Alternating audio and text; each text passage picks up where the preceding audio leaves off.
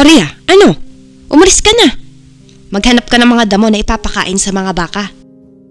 El Nino ngayon, saan kaya ako makakahanap ng buhay na damo? Manay, saan ang punta nyo? Kukuha kami ng mga damo. Sama ako, Manay. Naku, inabot na ako ng gabi. Ayos lang, matutuwa sila nanay nito at napuno ko itong basket. San ka na naman ganing bata ka, ha? Gabi na! Aray ko, sobrang layo kasi ng kasumanay, inay. Doon lang po kasi may buhay na damo.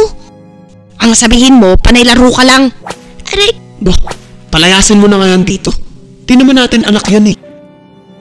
Lumuhod ka sa asin at huwag kang kakain ng hapunan. kailan kaya ako makakaalis sa ganitong buhay? Nang dahil sa mga baka, mamatay na sana lahat ng mga baka na to.